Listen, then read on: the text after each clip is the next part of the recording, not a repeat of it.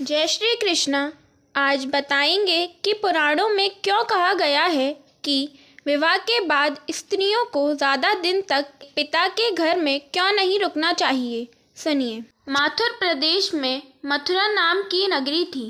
वहाँ उग्रसेन नाम वाले यदुवंशी राजा राज्य करते थे। वे शत्रु विजयी, संपूर्ण धर्मों के तत्वज्ञ, बलवान, दाता और सद्गुणों के जानकार थे।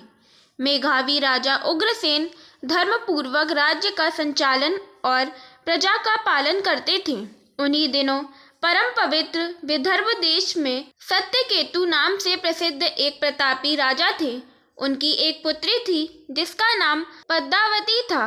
वह सत्य धर्म में तत्पर तथा स्त्री समुचित गुणों से युक्त होने के कारण दूसरी लक्ष्मी के समान थी। मथुरा के राजा उग्रसेन ने उस मनोहर नेत्रों वाली पद्मावती से विवाह किया। उसके स्नेह और प्रेम से मथुरा नरेश मुग्ध हो गए। पद्मावती को वे प्राणों के समान प्यार करने लगे। उसे साथ लिए बिना भोजन तक नहीं करते थे। उसके साथ क्रीड़ा विलास में ही राजा का समय बीतने लगा। पद्मावती के बिना उन्हें एक क्षण भी चैन नहीं पड़ता था। इस प्रकार उस दंपति में परस्पर बड़ा प्रेम था। कुछ काल के पश्चात विदर्भ नरेश सत्यकेतु ने अपनी पुत्री पद्मावती को स्मरण किया। उसकी माता उसे ना देखने के कारण बहुत दुखी थी। उन्होंने मथुरा नरेश उग्रसेन के पास अपने दूत भेजे। दूतों ने वहां जाकर आदरपूर्वक राजा से कहा, महाराज, विदर्भ नरेश सत्यकेतु ने अपनी कुशल कहलाई है और आपका कुशल समाचार वे पूछ रहे हैं। यदि उनका प्रेम और स्नेहपूर्ण अनुरोध आपको स्वीकार हो तो राजकुमारी पद्मावती को उनके यहाँ भेजने की व्यवस्था कीजिए।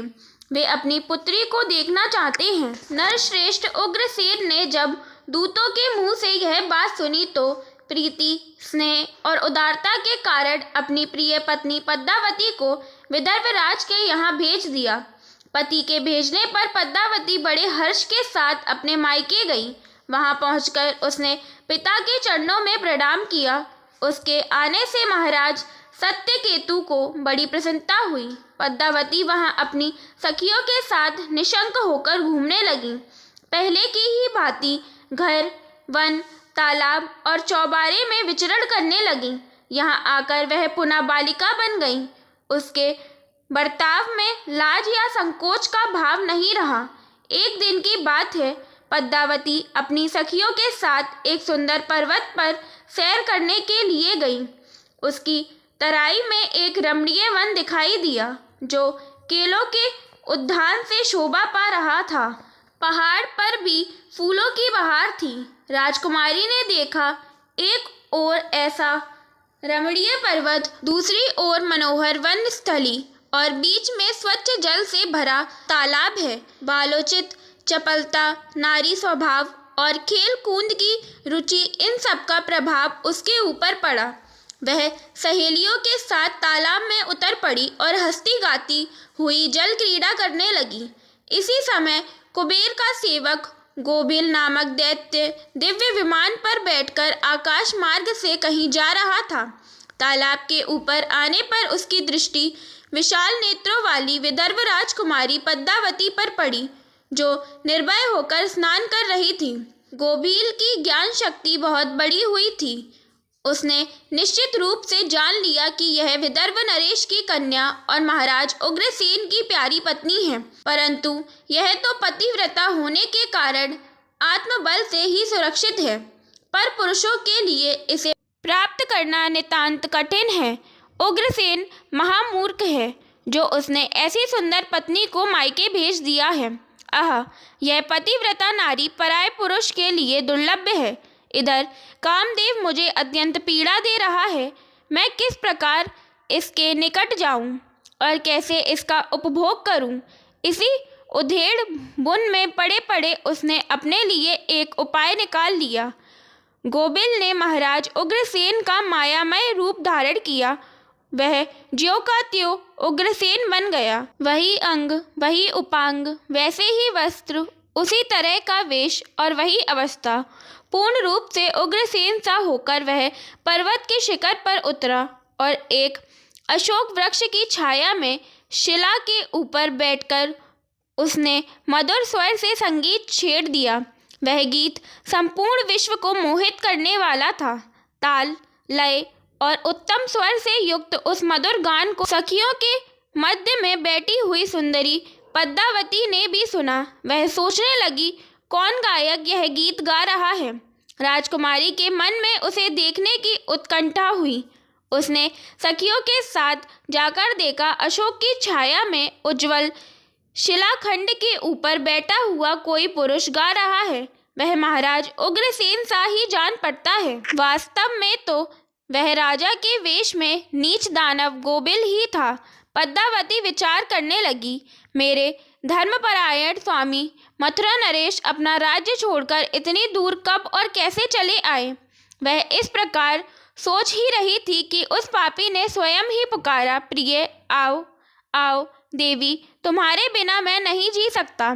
सुंदरी, तुमसे अलग रहकर मेरे लिए इस प्रिय जीवन का भार वहन करना भी असंभव हो गया है। तुम्हारे स्नेह ने मुझे मोह लिया है, अतः मैं तुम्हें छोड़कर कहीं नहीं रह सकता। पति रूपधारी दैत्य के ऐसा कहने पर पद्मावती कुछ लज्जित सी होकर उसके सामने गई। वह पद्मावती का हाथ पकड़कर उसे एकांत स्थान में ले गया और वहां अपनी इच्छा के अनुसार उसका उपभोग किया। महाराज उग्रसेन के गुप्त अंग में कुछ खास निशानी थी जो उस पुरुष में नहीं दिखाई दी। इससे सुंदरी पद्मावती के मन में उसके प्रति संदेह उत्पन्न हुआ। राजकुमारी ने अपने वस्त्र संभालकर पहन लिए, किंतु उसके हृदय में इस घटना से बड़ा दुख हुआ। वह क्रोध में भरकर नीच दानव गोबिल से बोली, ओ नीच, जल्दी बता, तू कौन है। तेरा आकार दानव जैसा है, तू पापाचारी और निर्दयी है। यह कहते कहते आत्मग्लानि के कारण उसकी आंखें भर आई। वह श्राप देने को उद्यत होकर बोली, दुरात्मन, तूने मेरे पति के रूप में आकर मेरे साथ छल किया और इस धर्ममय शरीर को अपवित्र करके मेरे उत्तम पतिव्रता का नाश कर डाला है। अब यही तू मेरा भी प्रभाव देख ले। मैं तुझे अत्यंत कठोर श्राप दूंगी। उसकी बात सुनकर गोबिल ने कहा, पतिव्रता स्त्री भगवान श्री विष्णु तथा उत्तम ब्राह्मण के भय से तो समस्त राक्षस और दानव दूर भागते हैं। मैं दानव धर्म के अनुसार ही इस पृथ्वी पर विचर रहा हूँ। पहले मेरे दोष का विचार करो, किस अपराध पर तुम मुझे श्राप देने को उद्यत हुई हो। पद्मावती बोली, पापी, मैं साध्वी और पतिव्रता हूँ। मेरे मन में केवल अपने पति की कामना रहती है। मैं सदा उन्हीं के लिए तपस्या किया करती हूँ। मैं अपने धर्म मार्ग पर स्थित थी, किंतु तूने माया रचकर मेरे धर्म के साथ ही मुझे भी नष्ट कर दिया है। इसलिए रे दुष्ट, तुझे भी मैं भस्म कर डालूंगी। गोबिल बोला, राजकुमारी, यदि उचित समझो तो सुनो। मैं धर्म की ही बात कह रहा हूँ। जो स्त्री प्रतिदिन मन, वाणी और क्रिया द्वारा अपने स्वामी की सेवा करती है, पति के संतुष्ट रहने पर स्वयं भी संतोष का अनुभव करती है, पति के क्रोधी होने पर भी उसका त्याग नहीं करती, उसके दोषों की ओर ध्यान नहीं देती, उसके मारने पर भी प्रसन्न होती है और स्वामी के सब कामों में आगे रहती है, वही नारी पतिव्रता कही गई है। यदि स्त्री इस लोक में अपना कल्याण करना चाहती हो तो वह पतित, रोगी, अंगहीन, कौड़ी, सब धर्मों से रहित तथा पापी पति का भी परित्याग ना करे। जो स्वामी को छोड़कर जाती और दूसरे कामों में मन लगाती है, वह संसार में सब धर्मों से बहिष्कृत व्यभिचारिणी समझी जाती है। जो पति की अनुपस्थिति में लोलुपतावश ग्राम्य भोग तथा श्रृंगार का सेवन करती है, उसे मनुष्य कुलटा कहते हैं। मुझे वेद और शास्त्रों द्वारा अनुमोदित धर्म का ज्ञान है। गृहस्थ धर्म का परित्याग करके पति की सेवा छोड़कर यहाँ किस लिए आई? इतने पर भी अपने ही मुंह से कहती हो, मैं पतिव्रता हूँ। कर्म से तो तुम में पतिव्रत्य का लेश मात्र भी नहीं दिखाई देता। तुम डर भय छोड़कर पर्वत और वन में मतवाली होकर घूमती फिरती हो, इसलिए पापिनी हो। मैंने यह महान दंड देकर तुम्हें सीधी राह पर लगाया है। अब कभी तुमसे ऐसी घृष्टता नहीं हो सकती। बताओ तो, पति को छोड़कर किस लिए यहाँ आई हो? यह श्रृंगार, यह आभूषण तथा यह मनोहर वेश धारण करके क्यों खड़ी हो? पापिनी, बोलो ना, किस लिए और किसके लिए यह सब किया है? कहाँ है तुम्हारा पतिव्रत्य? दिखाओ तो मेरे सामने। व्यभिचारिणी स्त्रियों के समान बर्ताव करने वाली नारी, तुम इस समय अपने पति से 400 कोस दूर हो।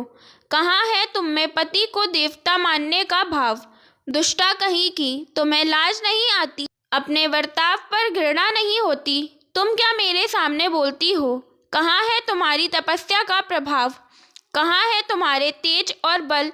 आज ही मुझे अपना बल, वीर्य और पराक्रम दिखाओ। पद्मावती बोली, ओ नीच असुर, सुन, पिता ने स्नेहवश मुझे पति के घर से बुलाया है। इसमें कहाँ पाप है? मैं काम, लोभ, मोह तथा डाह के वश पति को छोड़कर नहीं आई हूँ। मैं यहाँ भी पति का चिंतन करती हुई ही रहती हूँ। तुमने भी छल से मेरे पति का रूप धारण करके ही मुझे धोखा दिया है। गोबिल ने कहा, पद्मावती, मेरे युक्ति युक्त बात सुनो। अंधे मनुष्यों को कुछ दिखाई नहीं देता।